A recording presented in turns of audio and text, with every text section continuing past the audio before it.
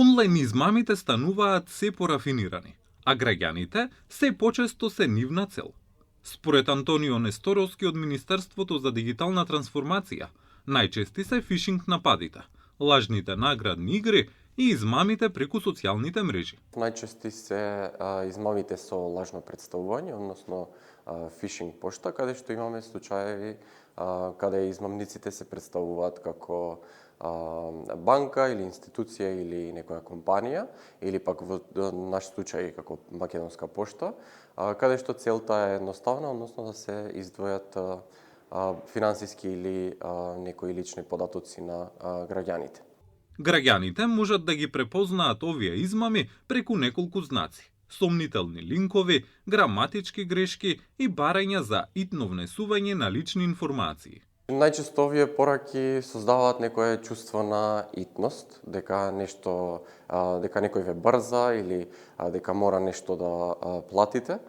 Во овој би сакал да истакнам дека тука не треба внимателно да се прочита содржината која што стига и да се проверува врската, односно линкот кој што се споделува преку таа порака, бидејќи најчесто овие линкови водат до лажни веб страници кои што се представуваат како официјални и преку нив многу лесно може да се измамат граѓаните.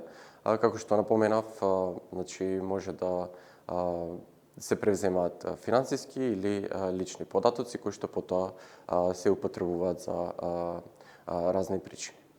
За заштита, Несторовски препорачува користење на силни лозинки, двофакторска автентикација и редовно ажурирање на софтверот. Не треба толку лесно да споделуваме лични информации, финансиски информации. Тоа треба да биде внимателно.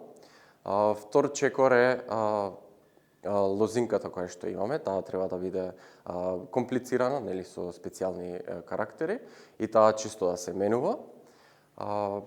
Доколку имаме ажурирање на софтвер, исто така многу помага, бидејќи новите ажурирања помагаат во борба против недостатоците во уредите, дали било тоа на телефон или на компјутер.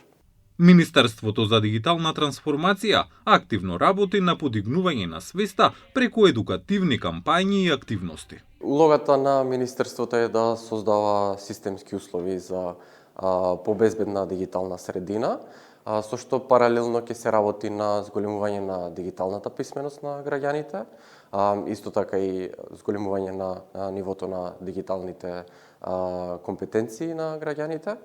Ја поставува правната рамка и исто така зголемување на капацитетите, односно јакнење на институционалните капацитети.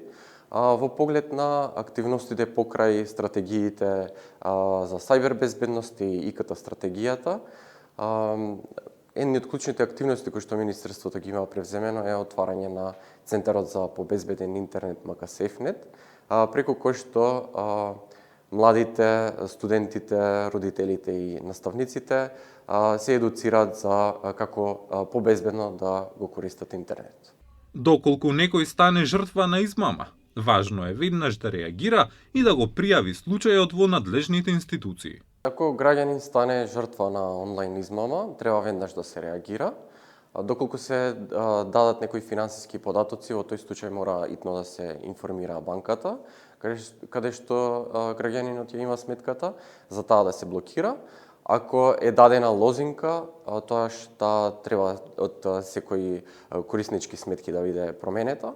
Вториот чекор е апелираме да се пријавува, бидејќи така и се намалува дополнителната штета и дополнителната закана и за други граѓани кои што може да потпаднат на истата измама, и исто така документација на овој процес, односно докази од секака комуникација со измамникот, скриншотови и слично. Вниманието и информираноста се клучни во борбата против онлайн измамите.